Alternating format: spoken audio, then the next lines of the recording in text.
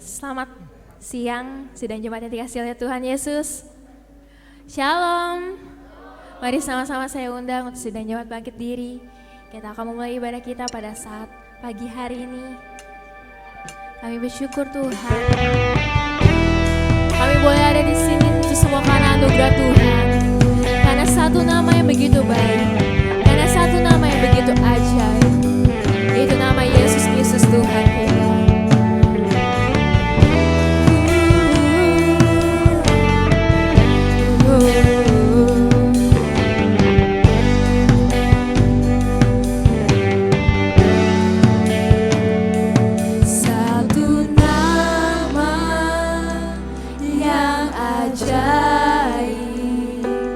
Nama yang beri penghibur.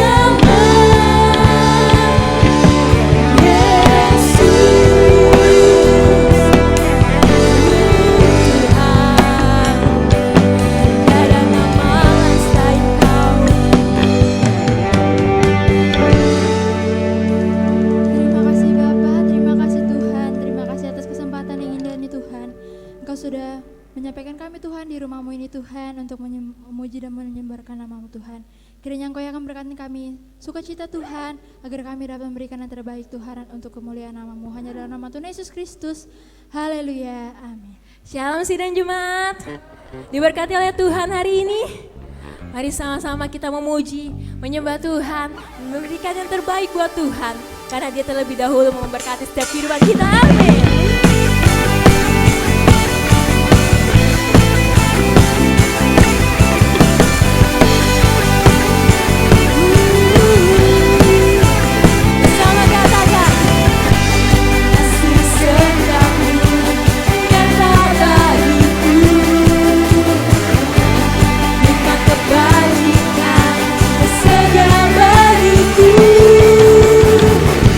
Sebab alasanku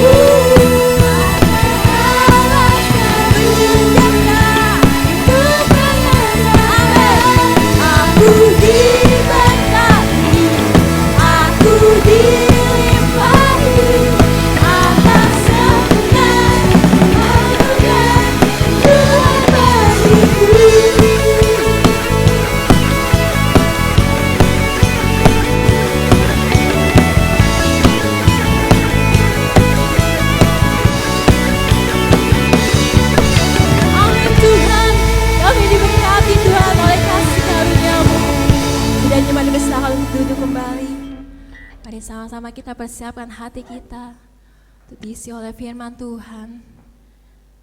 Kami penuh ucapan syukur Tuhan karena Kau baik.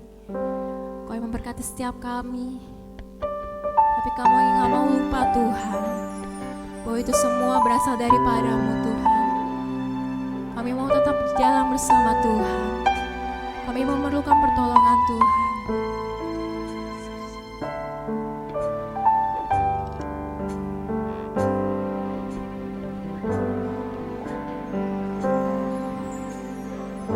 Kemanakah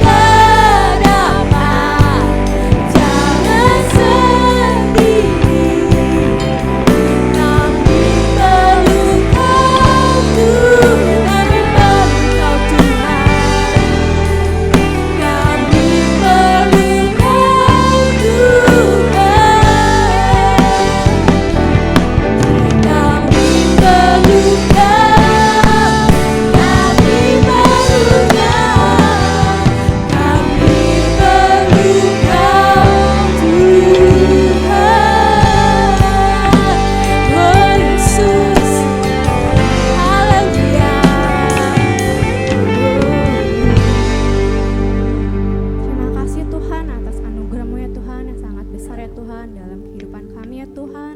Sekarang juga ya Tuhan, kami masih diberi kesempatan ya Tuhan untuk mendengarkan firman-Mu ya Tuhan. Kami mau duduk diam ya Tuhan untuk mendengarkan firman-Mu ya Tuhan. Biarlah firman-Mu ini menjadi rema dalam kehidupan kami ya Tuhan. Dalam nama Tuhan Yesus, haleluya, amin. Sidang jemaat dipersilakan untuk duduk kembali. Mari sama-sama kita mendengarkan firman Tuhan dari Bapak Gembala.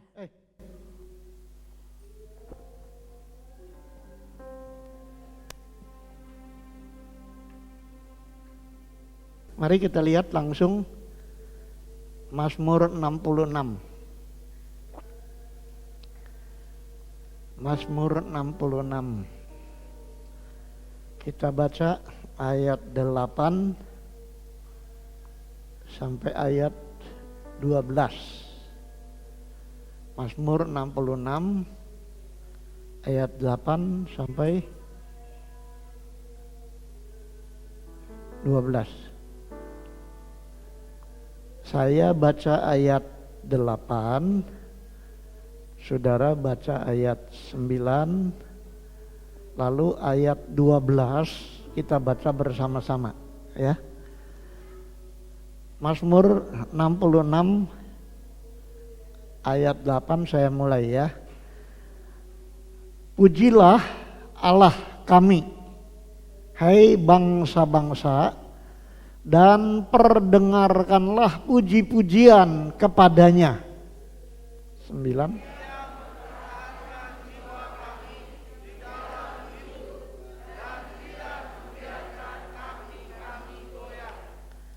Sebab Engkau telah menguji kami, ya Allah, telah memurnikan kami seperti orang memurnikan perak. Semua dalam jaring. Ayat 12 bersama-sama. 2, 3. Engkau membiarkan orang-orang melintasi kepala kami. Kami telah menempuh air dan air, tetapi Engkau mengeluarkan kami sehingga bebas. Amin. Saya memberi tema buat khotbah ini, memiliki hidup yang berkualitas. Apa? Perempuan saja apa? Pria saja?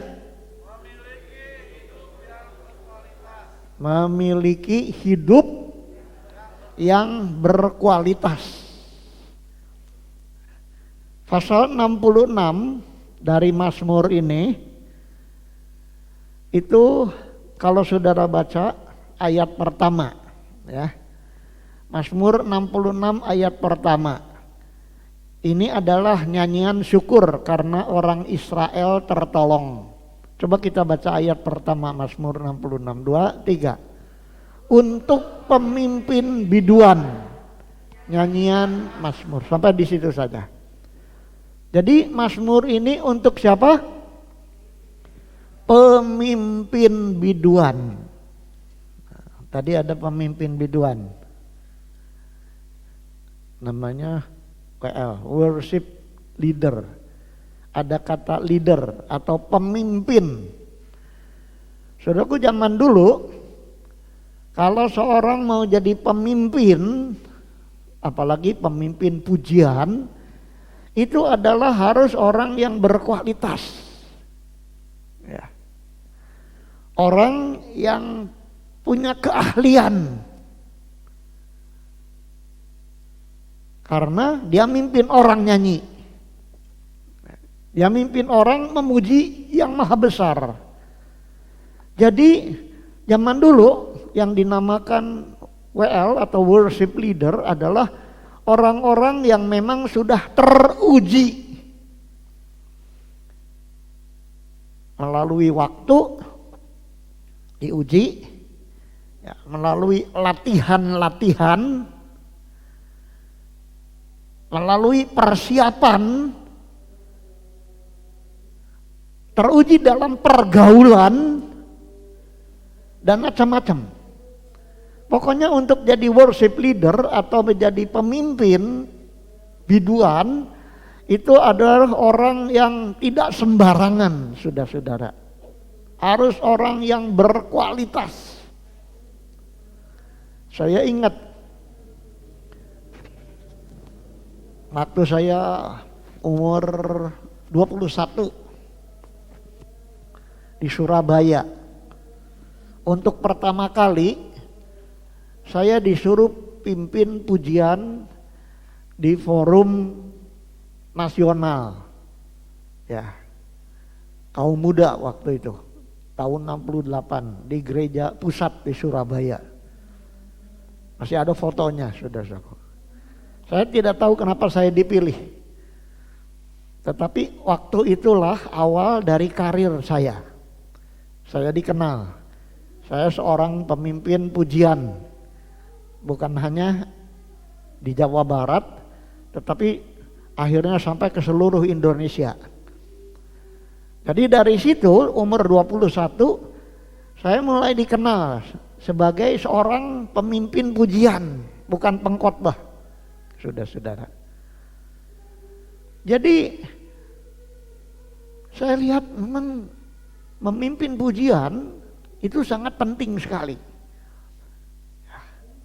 Coba kalau saudara diizinkan untuk ke istana lalu ngomong di depan presiden, ngomong tentang prestasi-prestasi presiden, ya. Saya kira ini kehormatan, saudara-saudara. Siapa kita ngomong di depan presiden? Nah, pemimpin pujian itu memberikan pimpinan pujian kepada jemaat orang Israel, kepada Tuhan. Jadi orang yang harus betul-betul sudah teruji melalui, saya bilang, waktu, latihan, persiapan, pergaulan dan lain sebagainya. Tidak boleh orang yang namanya jelek di luar, saudara-saudara. Sudah teruji, ya. Dari orang biasa menjadi orang yang luar biasa. Ya. Dari orang yang ordinary, orang Inggris bilang, orang yang biasa, ordinary, menjadi extra ordinary, menjadi luar biasa. Saudara semua dan saya adalah orang-orang biasa. Amin.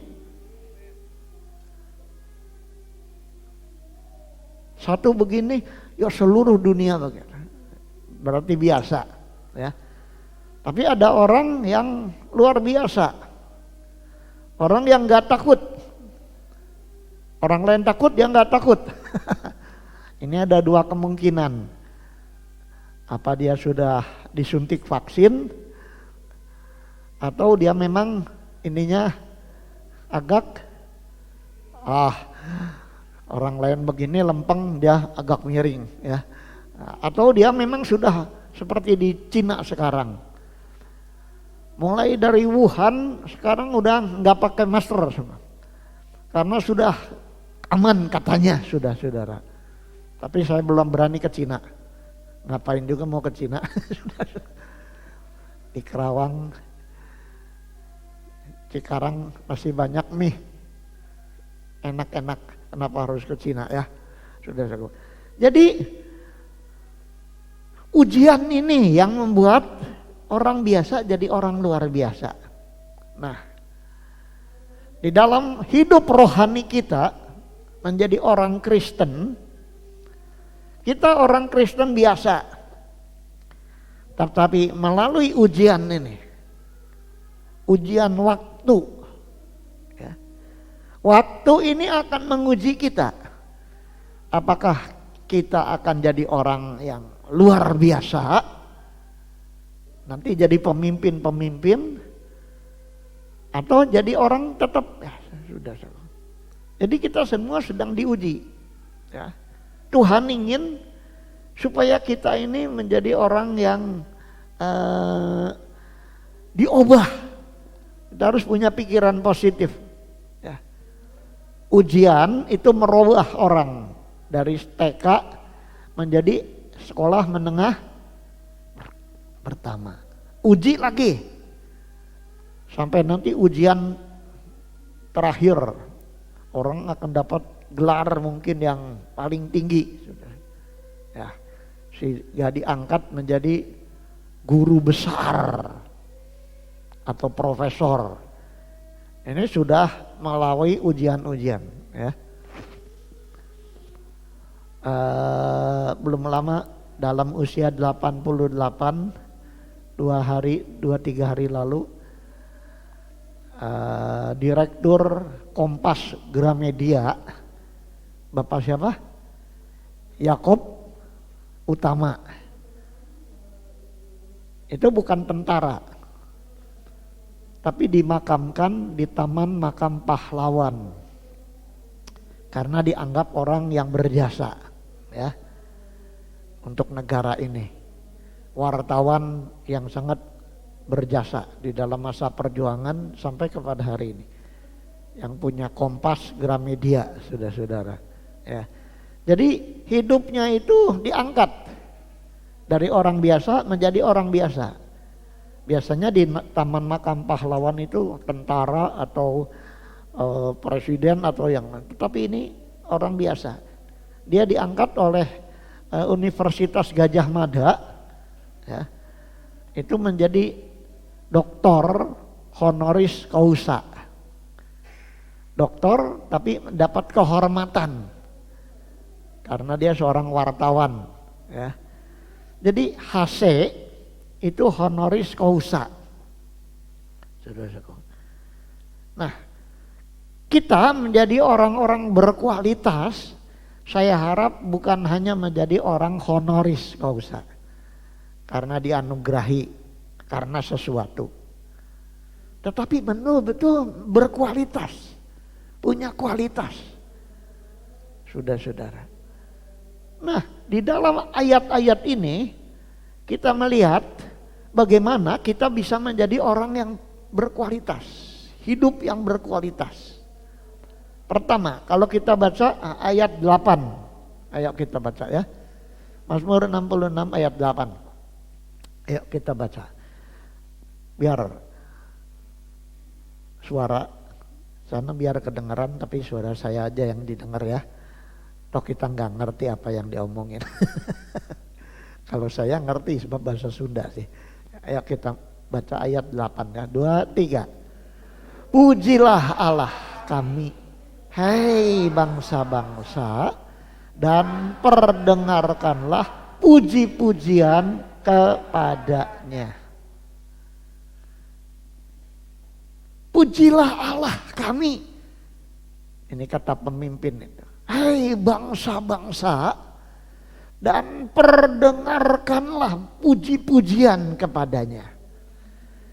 Jadi kalau kita mau berkualitas, kita harus suka memuji-muji pada yang layak dipuji. Makanya ini pemimpin bilang, puji Allah, Allah kamu, hai bangsa-bangsa, perdengarlah puji-pujian kepadanya. Jadi awal dari hidup rohani yang benar itu kita suka memuji yang layak kita puji. Dan yang layak dipuji itu hanya kepadanya, kepada Tuhan. Jadi sekali lagi saudaraku, ya, bahwa ada nyanyian di dunia ini mengatakan awal dari cinta. Masih ingat?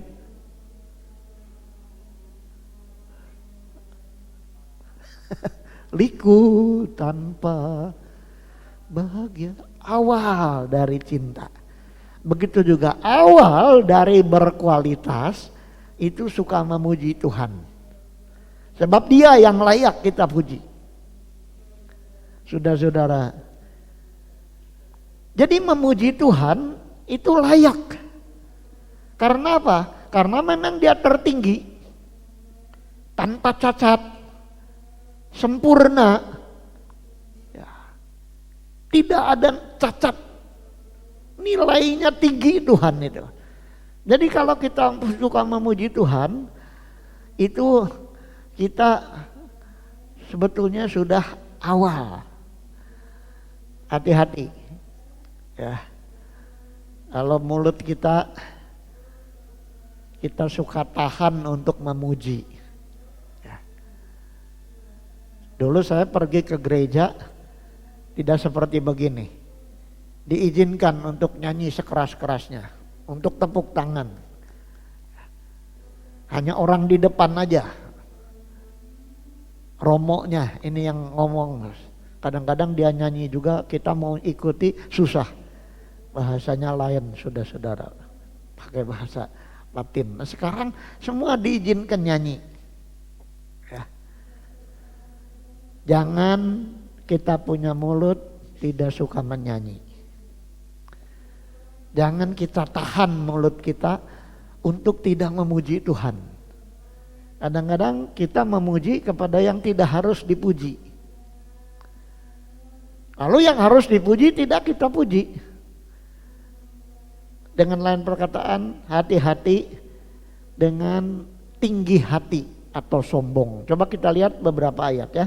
Amsal 16 ayat 18. Amsal 16 ayat 18. Ya kita baca. 2, 3. Kecongkakan mendahului kehancuran. Tinggi hati mendahului. Kecongkakan mendahului hancur. Tinggi hati mendahului jatuh. Satu lagi. Amsal 18 sekarang ayat 12. Amsal 18 ayat 12. 2, 3.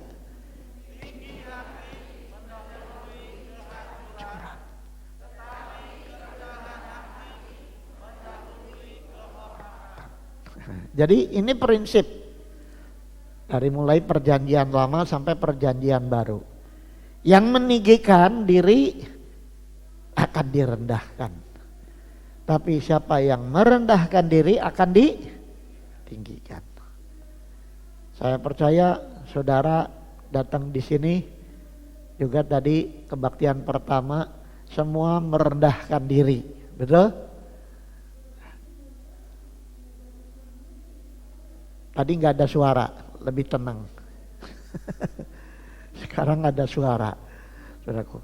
Nggak apa-apa, jadi lebih meriah, sudah saudara. Ya, disuruh daftar, ya. Disuruh diginiin, cuci tangan, tapi sudah mau, ya.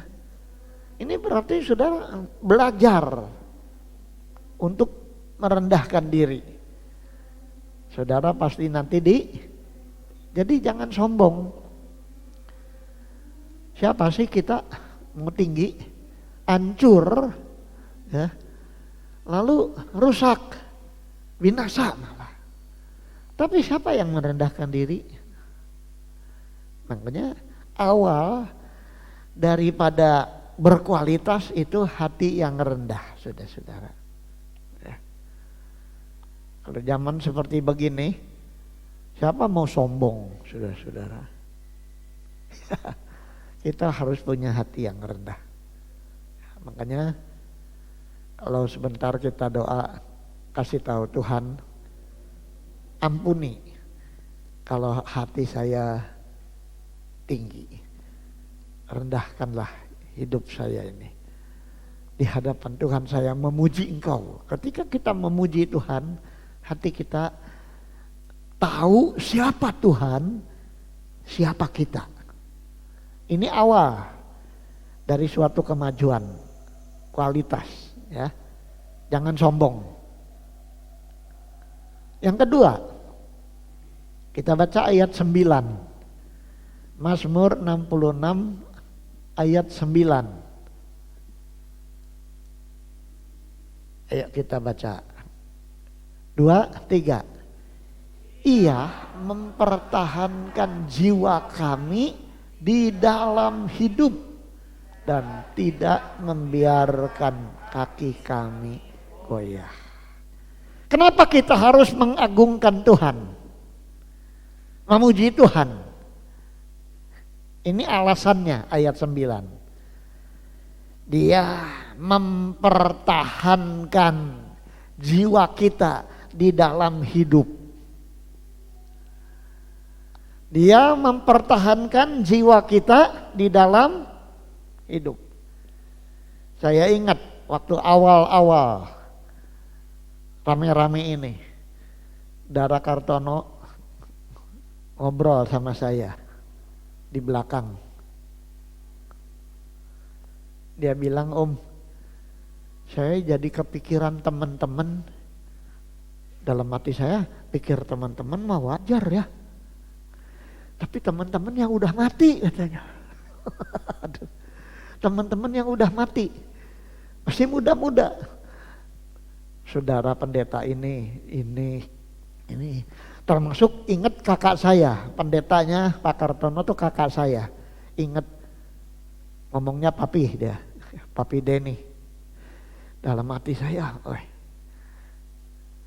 orang inget-inget yang mati, bukan inget-inget yang hidup. Ini tanda-tanda apa? Tanda-tanda ada gangguan, ya kan? Jangan-jangan gitu, saudara. Tadi pagi dia masih khotbah, udah saudara. Ini tanda apa? Tanda dipertahankan jiwanya. Apa tidak memuji Tuhan? Ya, karya. Ya sudah. Persis keluar. Masih bisa bawa itu tuh. Oning sudah.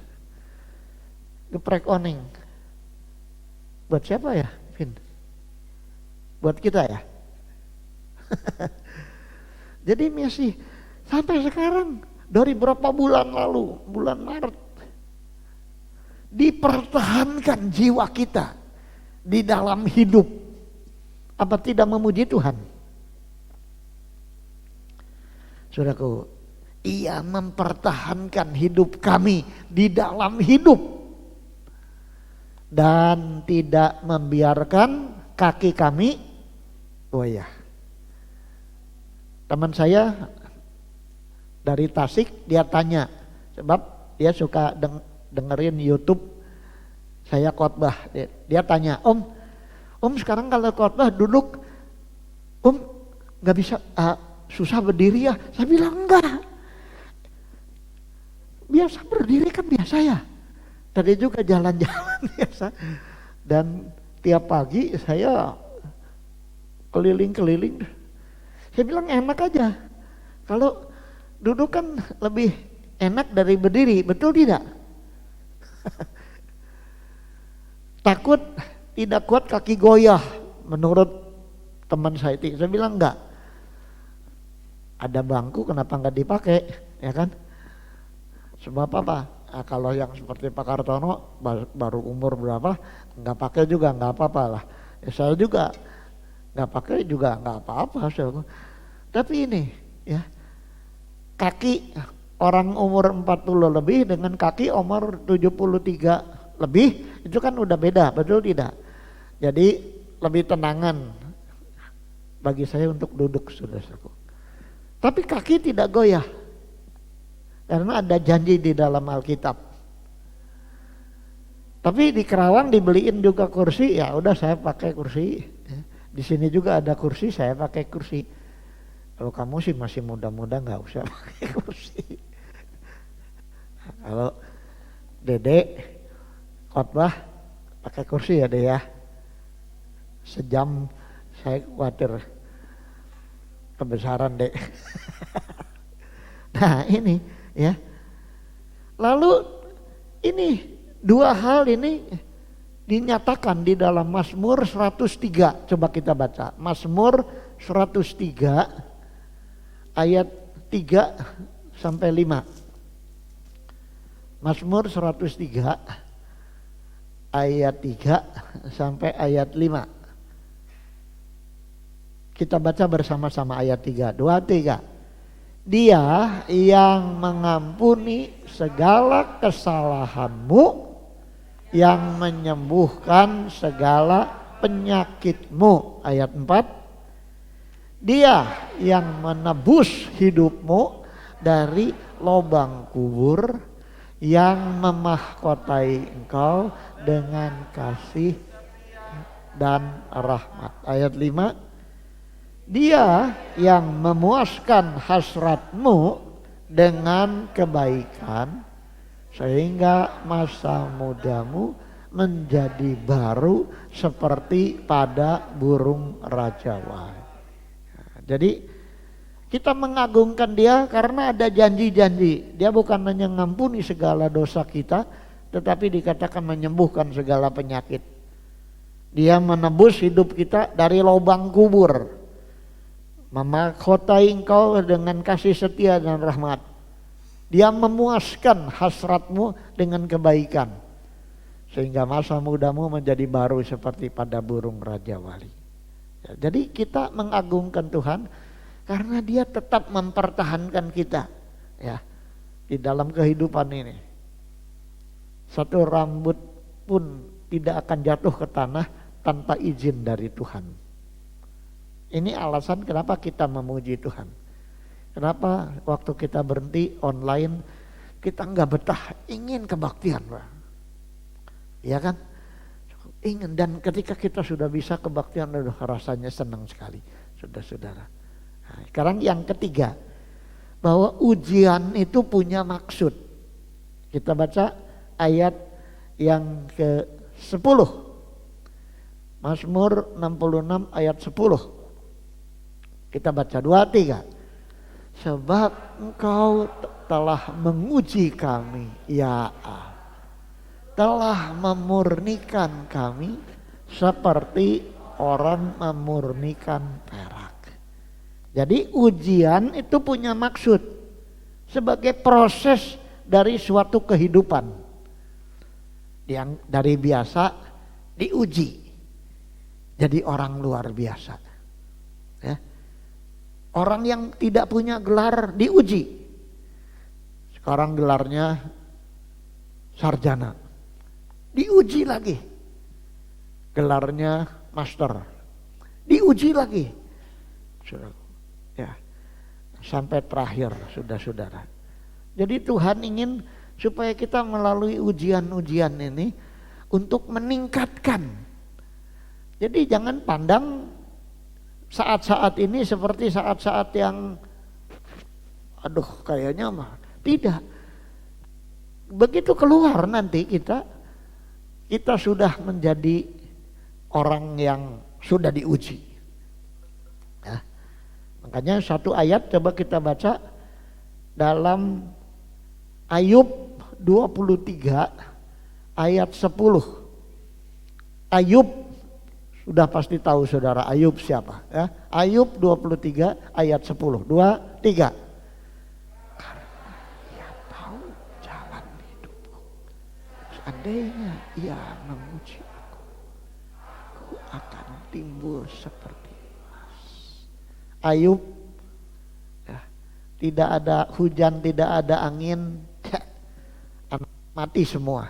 Bayangkan 10 anaknya mati, hartanya habis, istrinya tinggalkan dia sendiri dapat penyakit borok dari kepala sampai di kaki, borok sampai dia gosok-gosok. Waduh, zaman dulu belum ada minyak gosok, gosoknya pakai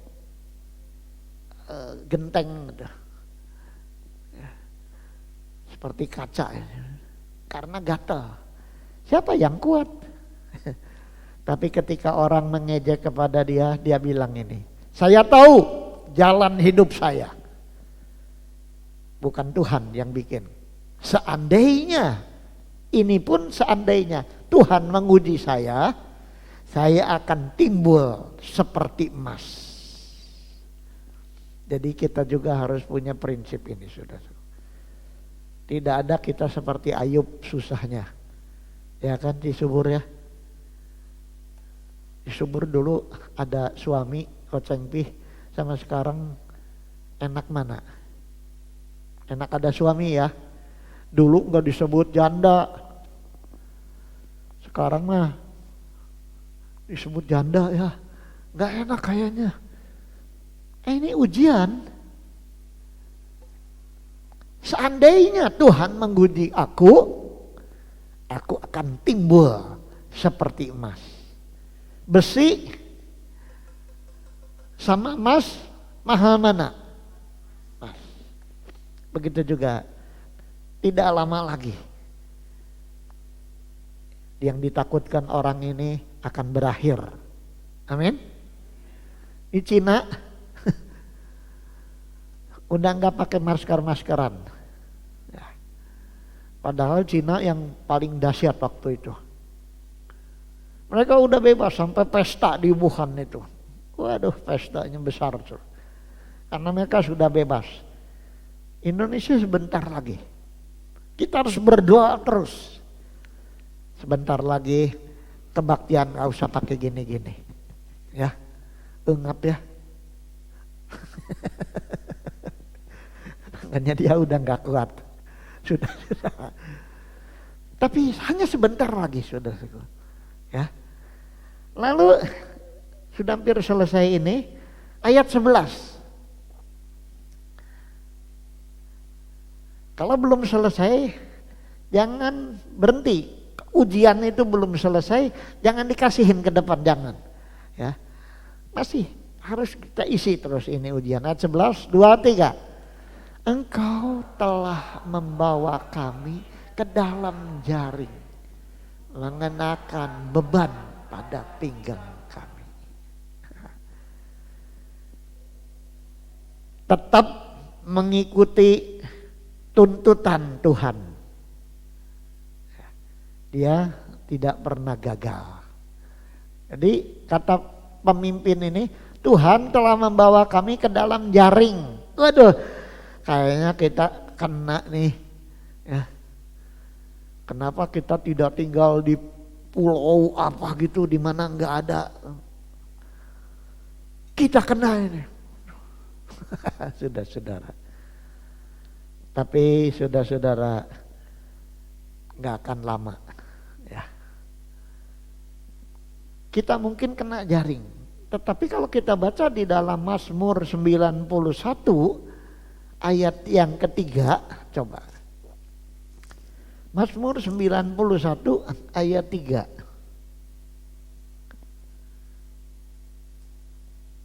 Kita baca 2, 3. Sungguh Dialah yang akan melepaskan engkau dari jerat penangkap burung, dari penyakit sampar yang busuk. Kayaknya kita udah kena, tetapi dikatakan Dia yang akan melepaskan kita dari jerat, dari jaring penangkap burung. Jadi kita harus punya iman bahwa walaupun kita kelihatannya, waduh kena, apalagi orang Jakarta ya. Tetapi ingat, kita tetap harus mengikuti apa yang disarankan sampai kita lihat semuanya terlepas. Jadi Tuhan itu mentor. Kita harus tetap mengikuti aturan-aturan atau hal-hal yang perlu kita dengar sampai Dia melepaskan kita. Dengan lain perkataan, Dia tahu kapan kita harus lepas. Makanya Ayub pasal 42 ayat 2. Ini satu ayat kita harus baca. Ayub 42 ayat 2. Coba. Ayub bilang begini, waktu dia sudah dilepaskan. 2, 3, aku tahu bahwa engkau sanggup melakukan segala sesuatu dan tidak ada rencanamu yang gagal. Amin. Ayub bilang saya tahu. Walaupun saya kelihatannya sudah kena jaring, tetapi aku tahu Engkau Tuhan sanggup melakukan segala sesuatu. Tidak ada rencana Tuhan yang gagal. Jadi Tuhan punya rencana dengan hidup kita semua. Dan rencana Tuhan itu pasti Dia akan laksanakan, saudara. Dia akan menjaga kita. Kalau belum waktunya kita ini dan itu, Tuhan akan tetap pertahankan kita. Dan yang terakhir, akhirnya kita bebas, ya. Dalam ayat ke-12 kita baca. Mazmur 66 ayat 12. Ini ayat terakhir, kita baca 2-3. Engkau telah membiarkan orang-orang melintasi kepala kami. Kami telah menempuh api dan air, tetapi Engkau telah mengeluarkan kami sehingga bebas. Bebasnya kok pelan bener sih? Coba kita sekali lagi 2-3. Engkau telah membiarkan orang-orang melintasi kepala kami. Telah menempuh api dan air, tetapi Engkau telah mengeluarkan kami sehingga bebas. Begitu. Jangan bebas. Bebas. Sehingga bebas. Oh, kurang keras. Sehingga bebas. Ya, masih kerasan di depan sudah. Sehingga bebas. Belum pada makan ya. Saya juga baru makan roti sedikit sudah, saudara. Sama susu secangkir. Tapi kita harus menjadi orang yang bebas.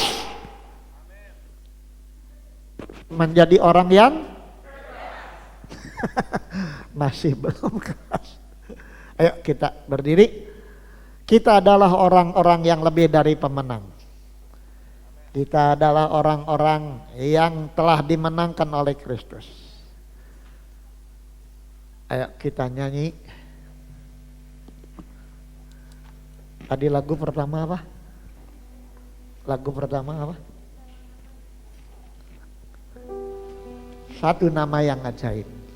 Nama itu yang membebaskan kita.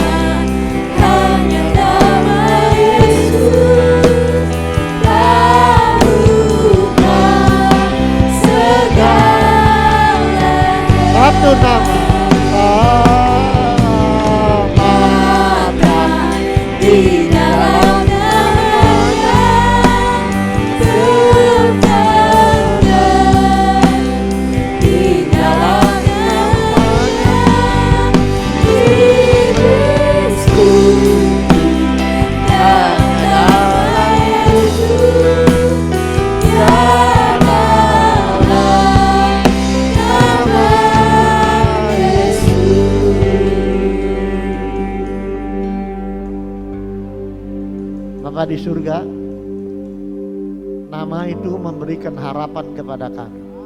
Nama Yesus. Karena Engkau yang sudah datang ke dalam dunia ini, menjelma menjadi manusia, dan Engkau mati bagi segala dosa kami. Engkau sudah dikuburkan, tetapi pada hari ketiga Engkau bangkit, dan sekarang ada di surga untuk membenarkan kami, untuk mempertanggungjawabkan bahwa kematian-Mu membebaskan kami dari segala dosa dan membuat Engkau dengan Roh Kudus menjadi mentor bagi kami, yang menguatkan kami sampai ujian-ujian kami terakhir dan berakhir. Dalam nama Yesus kami bersyukur. Amin. Ya, sidang jemaat boleh dipersilakan untuk duduk kembali. Terima kasih untuk Bapak Gembala yang telah memberitakan firman Tuhan untuk kita semua. Ada beberapa pengumuman. Yang pertama, bahwa terima kasih untuk Bapak Ibu sidang jemaat yang sudah datang beribadah di tempat ini. Tuhan Yesus memberkati. Dan bagi sidang jemaat yang mau memberikan persembahan, dapat memberikannya di kotak persembahan yang akan disediakan setelah ibadah ini selesai. Nah, kemudian karena kondisi saat ini kita juga memahami kondisinya belum normal seperti sebelumnya karena masih dalam pandemi COVID-19. Jadi bagi sidang jemaat yang belum dapat memberikan persembahan, kami akan memakluminya karena dari bendahara kami dapat informasi bahwa ada yang memasukkan kertas saja ke dalam kotak persembahan seperti itu. Dan puji Tuhan juga kita bersyukur bahwa masih ada yang merespon dan memberikan dana misi, terutama dari Ibu Feni dari Amerika. Jadi bagi sidang jemaat yang mau dapat memberikan dana misi boleh memasukkannya ke dalam kotak persembahan, kemudian diberikan nama dana misi. Oke, sekian pengumuman hari ini. Kami mengundang untuk Bapak Gembala memberikan doa berkat bagi kita semua. Sidang jemaat boleh bersilakan untuk bangkit diri. Mari kita berdiri. Kita menyanyi terima kasih.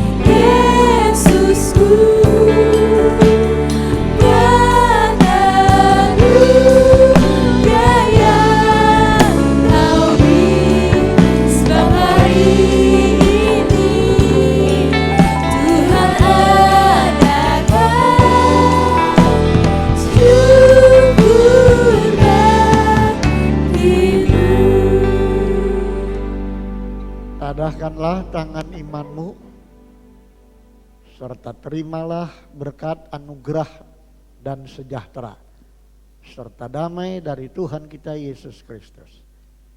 Kasih dan sayang dari Allah, Bapa kita di surga, serta persekutuan dengan Roh-Nya yang kudus, menyertai saudara pulang, dan berjuanglah terus mulai siang ini sampai Maranatha, Tuhan Yesus Kristus datang kembali.